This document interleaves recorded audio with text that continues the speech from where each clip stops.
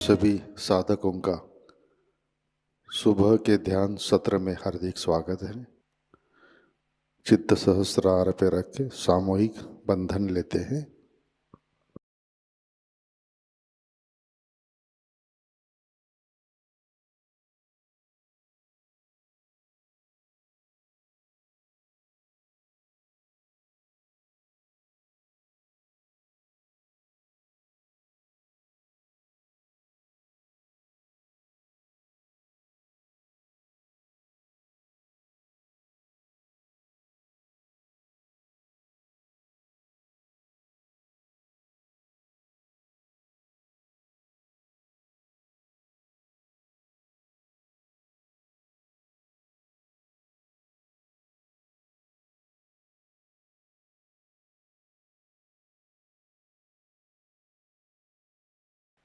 ध्यान की शुरुआत 3 महामंत्र तत्पश्चात श्री गणेश मंत्र से करते हैं।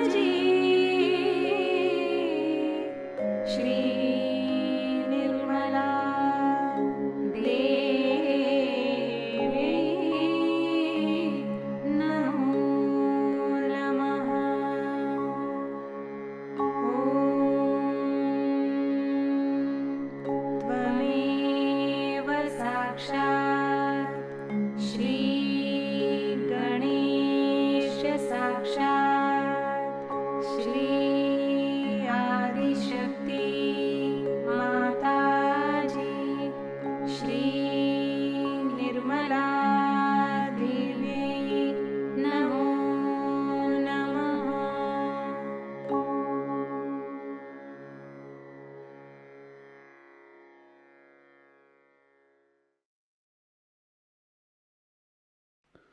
परम पूज्य श्री माता जी, कृपावंत होकर आप हमारे सहस्रार पर विराजिए। श्री माता जी, कृपा कर हमारा आत्म साक्षात्कार दृढ़ कीजिए। श्री माता जी, हम सब अपना अहंकार और प्रति अहंकार आपके श्री चरणों पर समर्पित करते हैं। कृपावंत होकर आप हमें निर्विचारिता प्रदान कीजिए।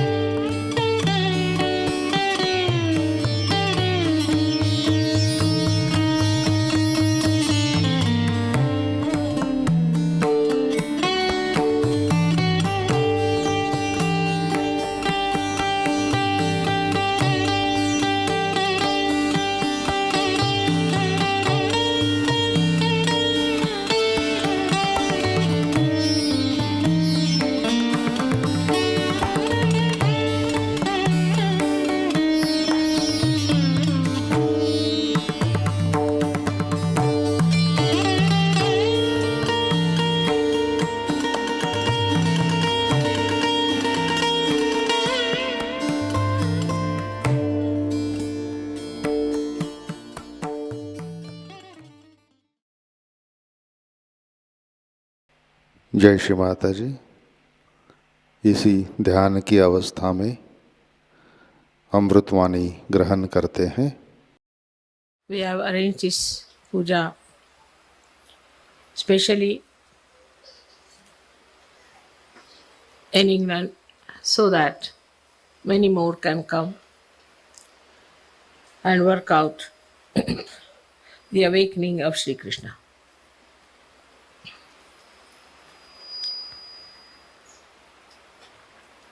Gita was written long time back, and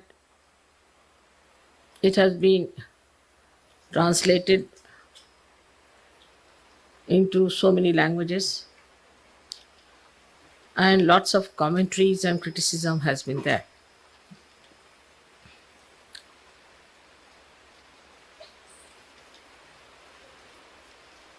So this bookish knowledge of Gita has ruined many people. And even today you find there are many people who are selling the books of Gita all over and making it into a bookish knowledge. I don't think Krishna ever thought that his knowledge will be sold out like this to every Tom, Dick, and Harry. As now, as you know, the Jehovah's Witness, they also selling Bible. So it has become a marketing company for Shri Krishna's Gita. There have been lots of horrible things against the real religion of ascent. And Krishna has said whenever there is the decline of religion, which is true today very much, and whenever there is the saints being tortured, I come on this earth to save the saints and to destroy all the negative forces and the devils. You call them rakshasas. Dushtas they are called as, cruel people.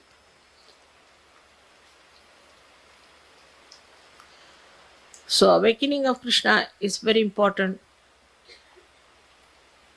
that within us he should arise and he should manifest his qualities within us. Then only the forces will work. Krishna, as a child, killed so many rakshasas. Then he played with gopis just to open their kundalini. He had the ras by which to make the energy of Sri Radha to pass through them. After killing Kamsa, the main Rakshasa who was ruling, who was actually his uncle, he killed him. That means your relations, if they are devils and they are Rakshasas, they have to be killed. Because he is your relation, you should not try to save him and try to bestow his evil on Sahajogis or on Sahaja. So Sahaja Yoga is the only organization in the whole world, whether you call it spiritual or whatever you may call it, is the only organization that it is also anxious to throw away many people from Sahaja. There's no organization, we are not organization also, but there's no spiritual movement. There's no movement in the whole world that not only allows people to go out of Sahaja Yoga, but throws them out. Because it is bound by the divine laws and it has to abide by the divine laws. Sri Krishna's style was that what is the need to throw them away? Just kill them, finish. So he killed his own uncle, making his own aunt a widow. His own uncle he threw away, out of the world. Sent him to hell directly. Finish it off. But in Sahaja Yoga we give a chance for such people also who are very devilish type, who are very detrimental to our growth, who are against spirituality, who are against God. We give them a long rope to hang themselves. That's the mother side of this incarnation. But the Krishna side is a very fast moving one. Krishna did not live for very long. In that short time, how many Rakshasas he killed? He fought on the side of Pandavas and he killed all the Kauravas. He didn't kill, he said, but he did. So the style of Krishna on one side also is extremely sweet, extremely nice. He is like honey, that's why it's called as Madhava, Madhu. He is like honey on one side. Only to the bees, only to the people who want to be blessed by him. But to the evil people, I think he's one of the most dangerous personality. Of course, Shiva also does that. He's killed so many rakshasas,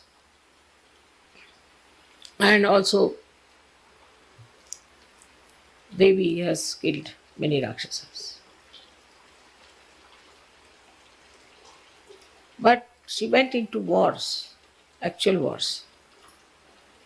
And she went into discussions and arguments and things like that.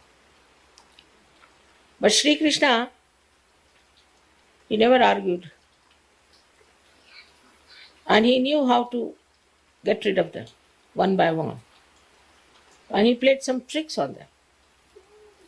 One of them I'll tell you. There was a Rakshasa who, by pleasing Shiva, had got a blessing. That he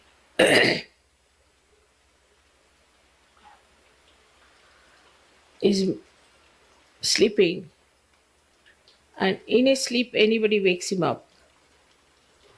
Such a person should be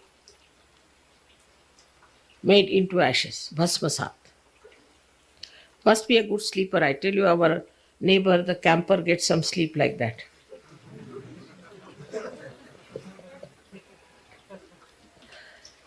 And he said, I should not be disturbed if I am sleeping. So Shiva thought it's a very simple thing, you see. Why should anybody disturb this old Johnny? And he would be sleeping in some cave somewhere, so it's all right. He didn't think it would be quite dangerous.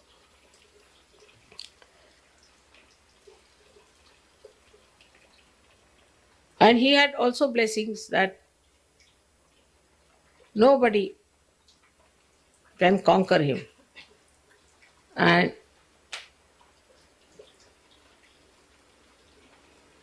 he cannot be he cannot be disturbed by anybody who tries to conquer this boon on him. So actually he was a saint in a way, because he was meditating and all that. But some saints become ascetic and become really, like we should say, very right-sided. So I would call him a rakshasa only, because this kind of people are of no use. They just go on cursing people, saying things to them, and just finishing them up. So then you, of course, in Sahaja Yoga language, there are only two things. There are the Sahajogis or Rakshasa. There's nothing in between. So we couldn't call him that. He was a very right-sided, horrible, ascetic fellow who got this boon from Shiva. There was one Rakshasa, actual Rakshasa. I mean, that was no saintliness in him at all. This is a mixture, half-baked sort of thing. This is the one. See, if you see the canvas of Mahabharata, you'll be amazed that all kinds of peoples are described with that. So now this second one was a real Rakshasa, born out of Rakshasas and was of a Rakshas qualities. He too had another boon from Shiva, that nobody can kill him unless and until somebody who has got your boon, that he can kill somebody. Nobody else should kill. Imagine. Poor Shiva, you see, he thought it's a very sensible thing after all, so that he won't cross me. He said, all right. He's very easily pleased, Shiva is, the problem is that. So this second one The real one, the real Rakshasa, was torturing people, and he started a big war. And Sri Krishna also went in for that war. He was the one, that's the only war he fought himself. And they were all fighting there. So Sri Krishna knew that this Shiva is not going to let this person down at any cost, because he knows I am all right. So he would not allow him to be lost. So what should we do? So he played a trick. He started running out of the battlefield. Now it's regarded as something very cowardly to run out of a battlefield, you see. A person, if like that goes to his house, his wife will refuse to have him. So it's a very cowardly thing and it's very disgraceful. But what is for God? They have no sense of grace or disgrace, you see. So he ran out of the battlefield, which we call, that's why he's called as Ranchor Das, means the one who runs away from the battlefield. Ranchor Das is his name, one of the names of Sri Krishna is Ranchor Das. So he ran out. He ran out, and when this Rakshasa discovered that Krishna has run away, he ran after him. But Krishna was running very fast. You see, Rakshasa being so bulky could not run that fast. But still he was running, you see. And Krishna was seeing that, he sees him running up to that, skipping it. So he went there and he entered into the cave where this another half-baked Rakshasa and half-baked yogi was sleeping. He took out his shawl, Sri Krishna, and put it on that yogi. And he hid himself. He covered his face. He was fast asleep, so very gently he did it. Now came the number one Rakshasa. He entered into the cage. Couldn't see Krishna anywhere. But he saw this man sleeping. He saw this is Sri Krishna. Oh, so now you are tired and now you are sleeping. Now I'll see how you can survive. I'll see to it.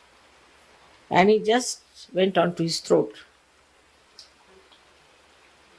So this half-baked fellow who was granted this boon got up. And he looked at him, and with his third eye he burnt him, and he became. This is the trick. So that is how he killed so many Rakshasas. And also he told tricks to others in arguments. Also, he killed half-baked people, quite a lot of them. So I must say, he was so powerful that he could work out any trick on people sitting down in one place. And there are so many stories about him which I cannot tell in one lecture, that his killing process was so smooth that nobody objected to it. There was a woman who was a devil, was sent by Kamsa to kill him, and she had put poison in her breast. And she came and she started nursing him.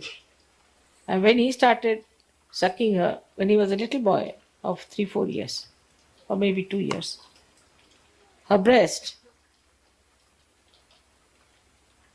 she started becoming big, and she died. And then they saw that she was Putana, the one who was the devil. No. Then once he knew that there are two Rakshasas who are camouflaged as two big trees. So his mother tied him once with, she was angry because he was stealing her butter. So she didn't know what to tie. So she tied him with a pounding, ukli ko kya bolte hain? We have got for rice pounding a kind of a wooden thing, big thing. It's quite heavy. So she tied him to that. It's such a heavy thing. I mean, you need at least 5-6 people to lift it. But when she went away, Shri Krishna just walked with it with his small little feet. You see, and went near those trees and hit them on both the sides, and both the trees fell down. And the rakshasas died. He was so knowledgeable and so clever because you know that he is the brain. He is the Virat. He did it without any compassion whatsoever. All his love, all his compassion, all everything, beauty was only meant for his gopis and gops. And then when he became the king, also his life is very mysterious for people to understand. But Sahajogis can understand it. That when he became the king, he had to have wives. So he married 5 wives, imagine, more than Muhammad Sahib. These 5, why 5? Because they were 5 elements. So they were the causal of the 5 elements, so he married 5 wives. Now he had 16,000 powers. Now, you see, a man, he may be old, even about 90 years of age. If he wants to keep some women around him, they will say he's a bad man. Not with a mother. No. Mother can have as many as she likes. Nobody is going to say anything about her character because mother is mother. But a man, see, he might be absolutely jumping into his grave, whatever it is. And there also, in India especially, if a lady tries to help him out to go to the grave, they will say he had bad relations with her. So it was such a bad situation at that time that he didn't want to have a bad name. So he said, what should we do about these powers? Because there will be women. If they have to come on this earth, there will be women, and I don't want to have a bad name because he came for dharma. So what he did, that these women became the princesses, and one king captured all of them. All these 16,000 women were under the capture of this man, and this man was about to abuse them. So Shri Krishna invaded that man and got hold of all these. Please take the child. Some on both the sides, on poor thing, both the children are sleeping. I think the children who are sleeping, please take them on one side and let them sleep properly. Can you? Just take them on the sides. It's all right, it's all right. There are poor things, you see, they are very late for that. So there are 2 of them, so sweetly.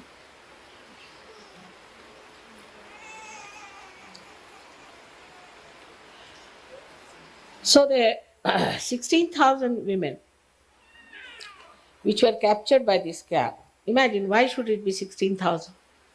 Imagine 16,000 women. It's an easy thing to do. This man had 16,000 women who succumbed to his aggression and were there. And then he attacked this man and captured those 16,000 women and brought them and legally married them to show they were married. But what's the question of marriage? Because they were his powers. And he used their powers, you see, for what? For creating so many things. Like, if Sri Krishna had not come, we would not have known really the significance of spiritual life.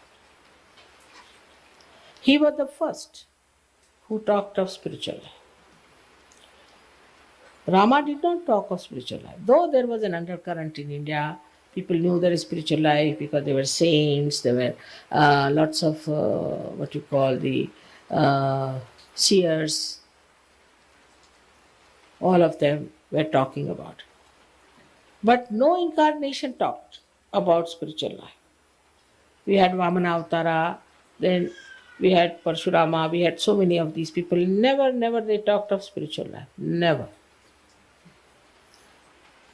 It was Sri Krishna only who first started talking about spiritual life, and only to Arjuna he talked. Because you see, what was the condition? People were not prepared.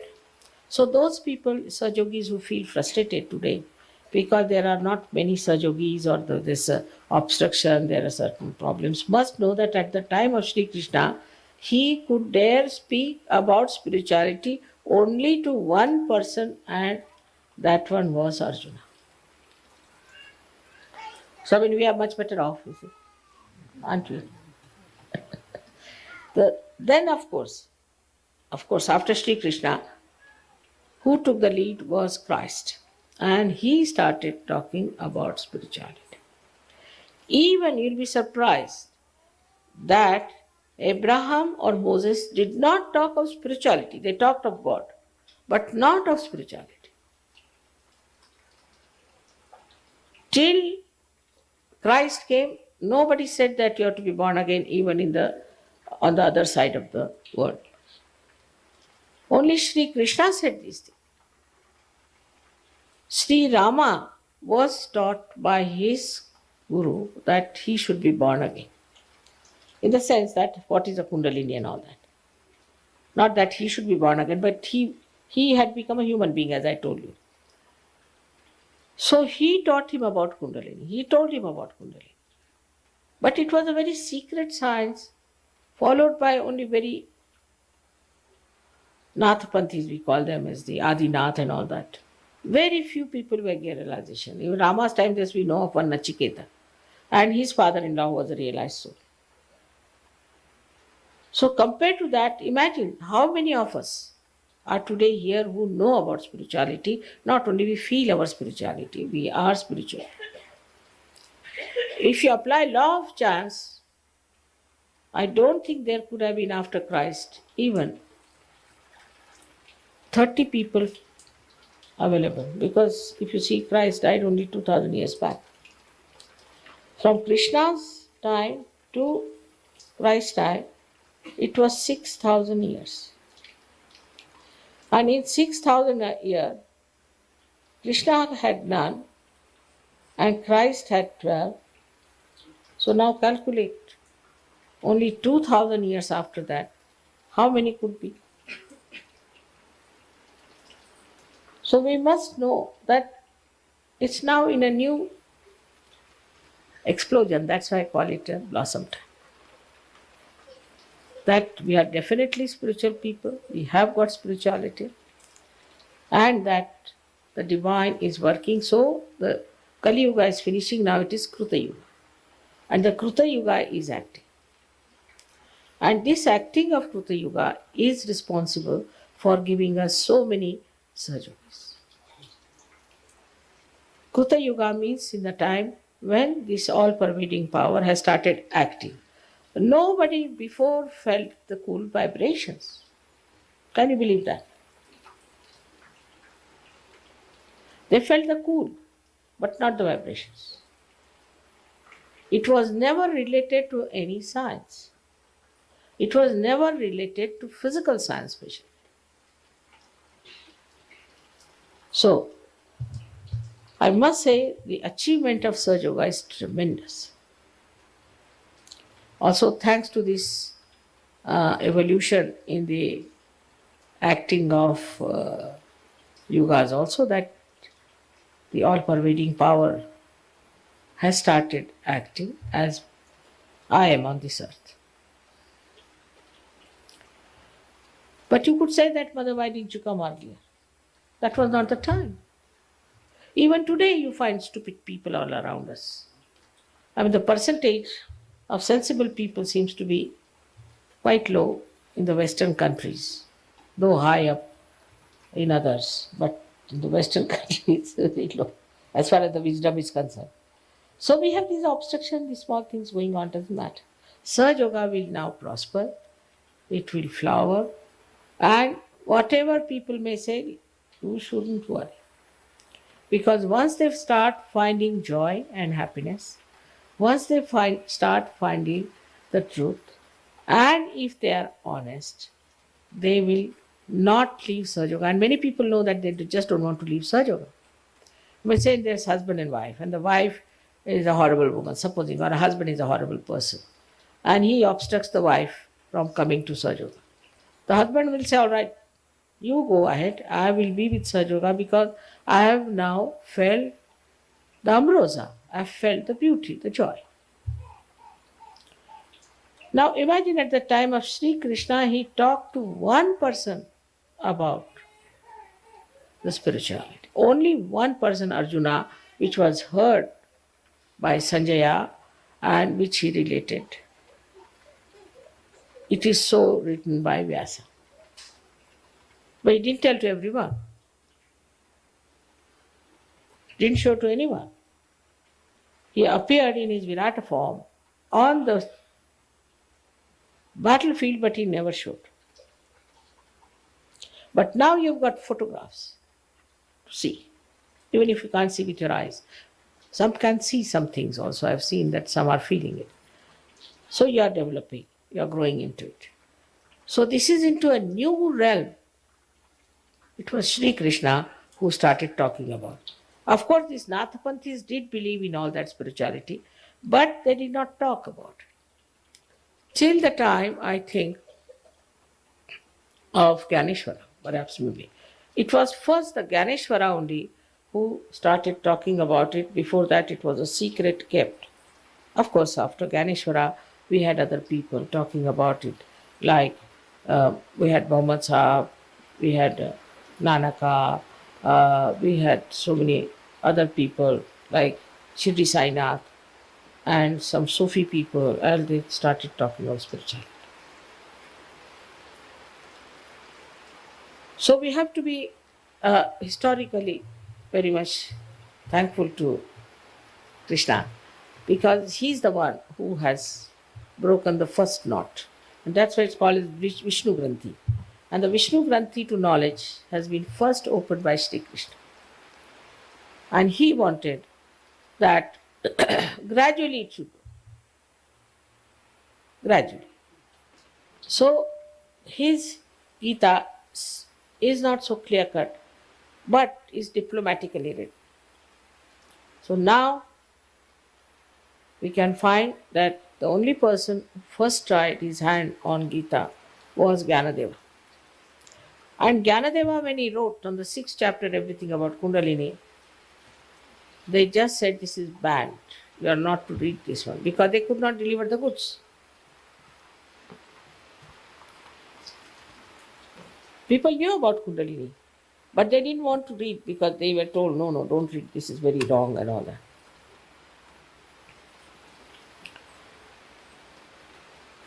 So, spirituality is a subject absolutely unknown to the Western people. Though Christ was there, but they have been only crucifying him. If I see the Christianity, if I see Christ, it's so organized. From Christianity, nobody can get out. Whatever sin you may commit, you are still a Christian.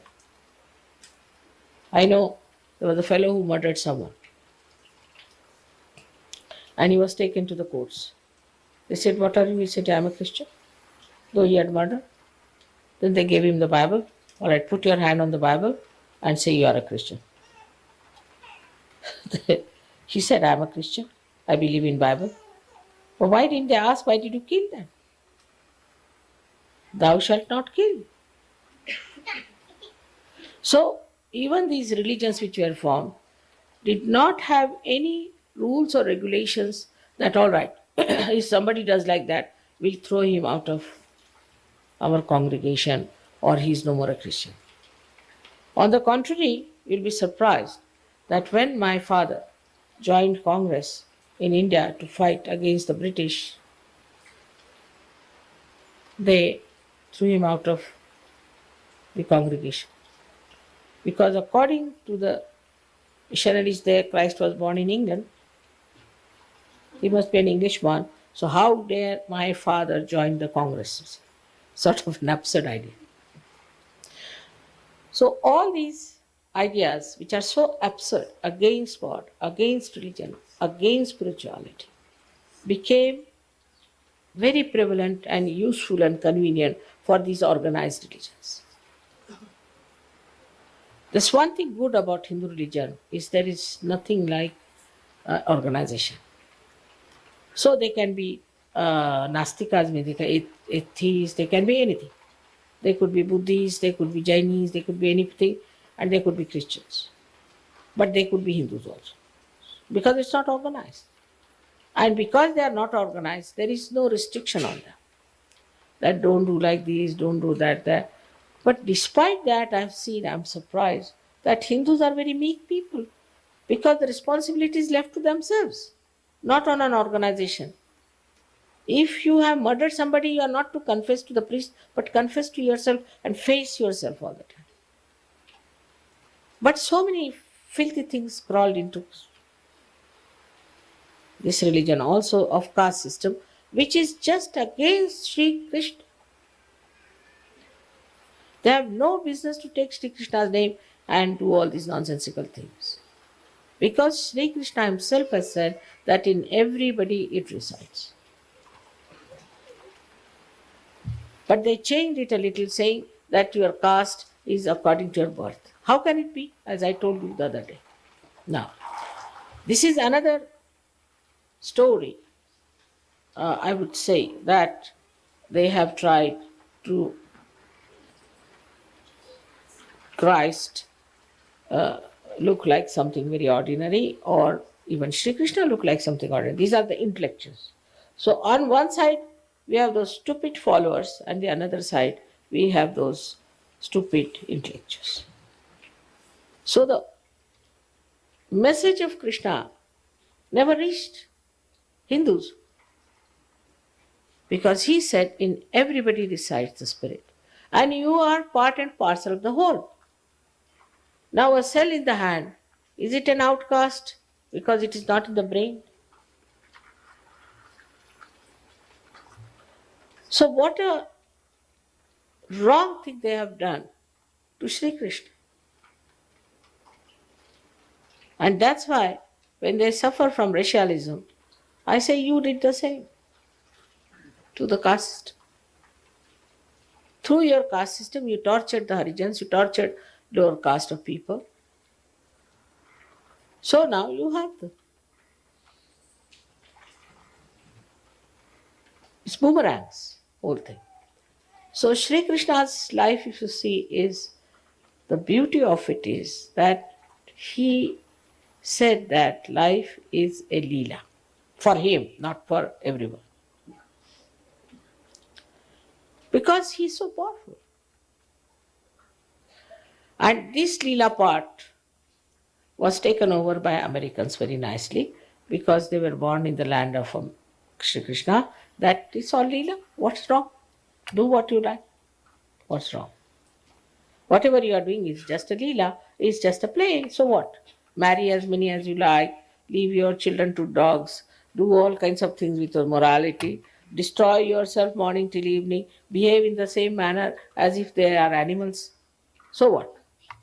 Study the animal behavior, because as if we have no sense of behavior, so study the animal behavior and behave like the animals.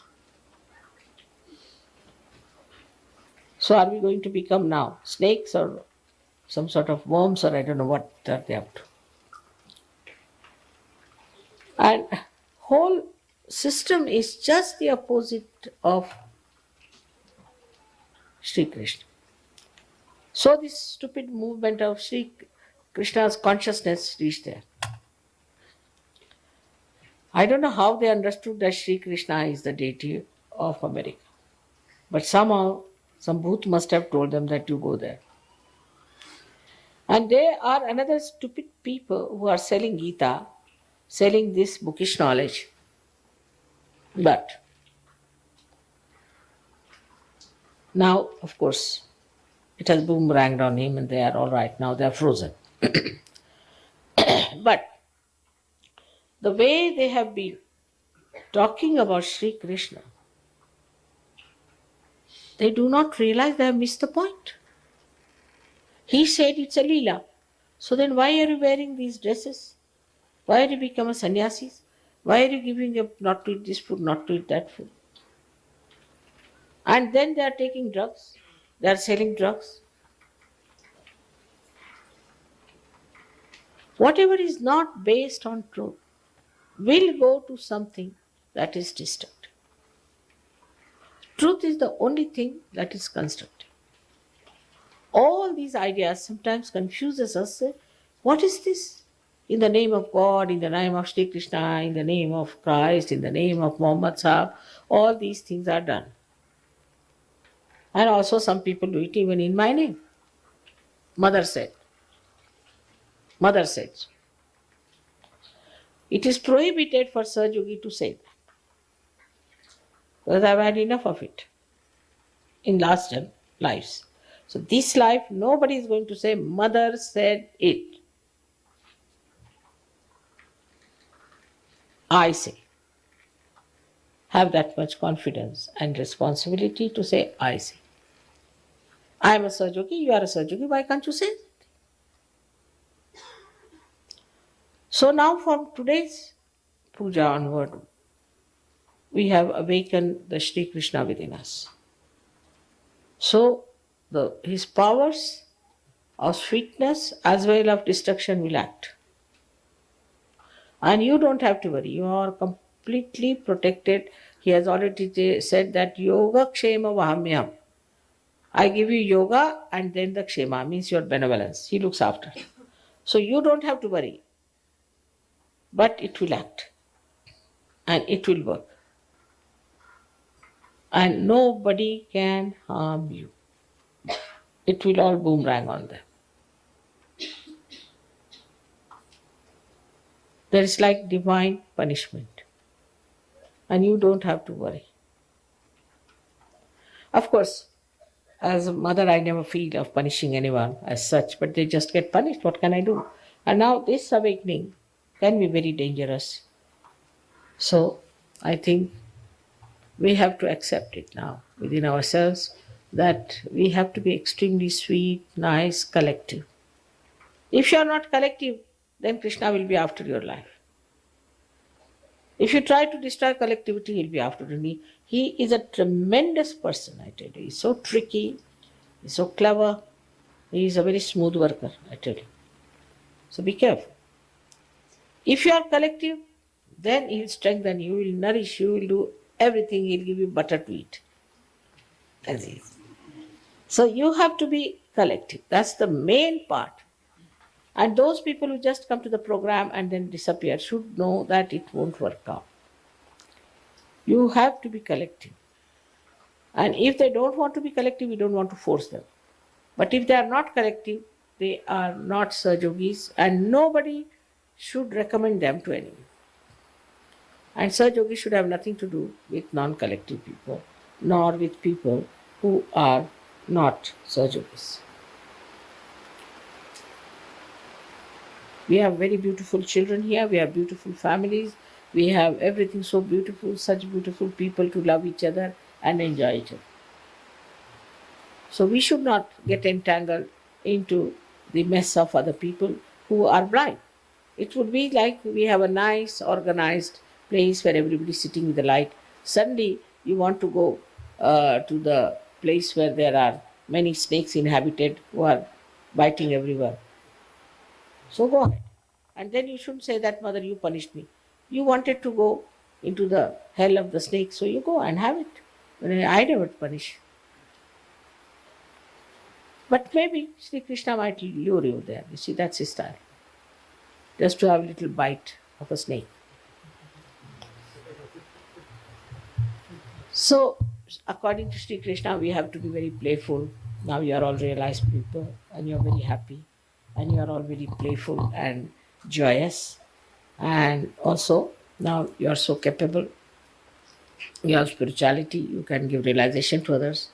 Even I was told that in the streets people ask for realization. Some people went to Eastern blocks and they got 5,000 people. Somebody went down to Argentina, got so many people. So it's very good. All these my hands are extending and is the work is taking place. Everybody should take it up. Select a place, I'll go there and work it out. Select one place and work it out. All of you can do it because you have now got the powers. Better work it out. Use them. If you don't use the powers, you become blunt.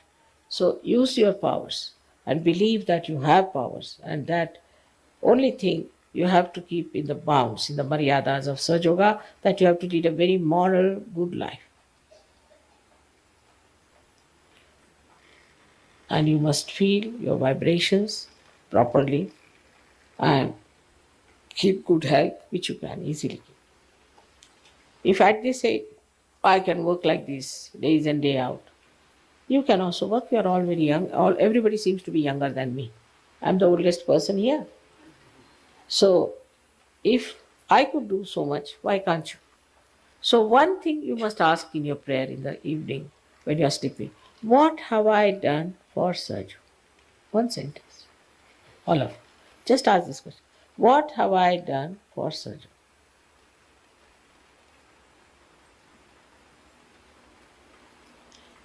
Like persons like me or Shri Krishna or anyone, we don't even feel we are doing anything. So what can we ask? If I want to ask myself, I'll fall into an ocean, I think I didn't know. I'll be lost. If I want to analyze myself, I get lost. If I want to think about myself, I get lost. It's beyond me. I said, let it be. Doesn't matter. I don't want to know myself. But you better know yourself. You can know. You can know, not me. So, as far as I'm concerned, I only think that as long as I live, I don't know, I may live forever. I am living forever, maybe. You might say that. But whatever it is, as long as I'm on this earth, I will see that Sahaja Yoga is fully established. This is my promise to you.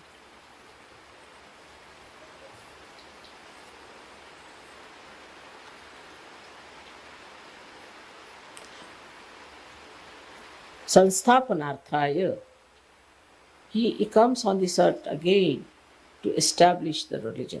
But not only religion, but Vishwa Nirmal Dharma, which is a much higher religion than the ordinary religion of human beings within themselves. Is the Vishwa Nirmal Dharma will establish in a very short time, I'm sure, on this earth.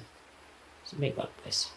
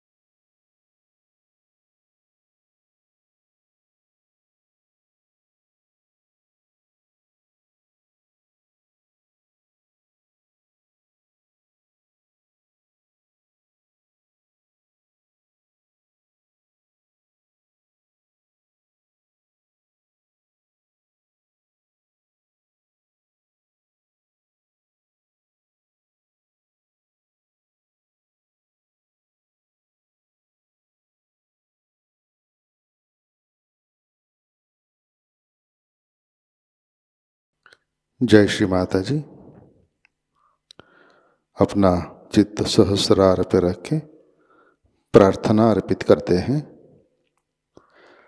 परम पूज्य श्री माता जी, आज का ध्यान हम सब आपके श्री चरणों पर समर्पित करते हैं।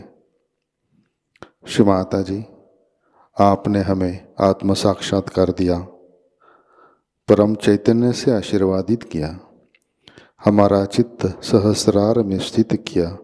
इन सब के लिए हम हृदय से आपके ऋणी है, आभारी है। श्री माता जी, आपकी कृपा में हम हमारा अहंकार और प्रति अहंकार आपके श्री चरणों में समर्पित करते हैं। श्री माता जी, आप ही कर्ता, कर्विता और भोक्ता है, हम तो केवल निमित्त मात्र है। श्री माता जी, कृपा कर आप हमारे अंदर आध्यात्मिक परिवर्तन घटित कीजिए, हमें स्वयं की पहचान दीजिए।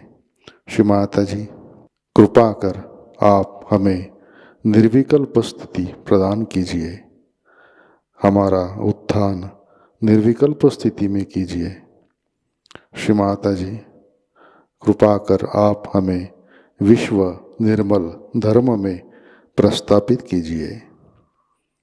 श्री माता जी, हमारे सारे प्रार्थनाओं को स्वीकार कीजिए और हमें आशीर्वादित करने की कृपा कीजिए। परम पूज्य श्री माता जी, आपके श्री चरणों पर हमारा कोटि कोटि नमन, कोटि कोटि नमन, अनंत कोटि नमन।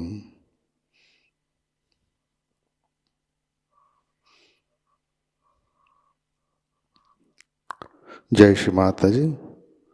सामूहिक बंधन लेते हैं।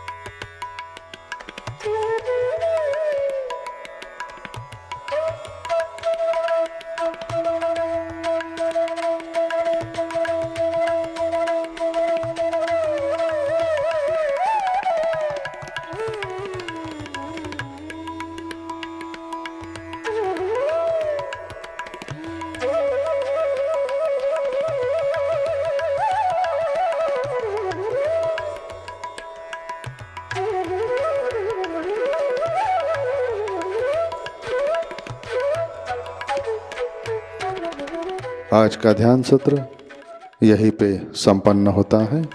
जय श्री माता जी।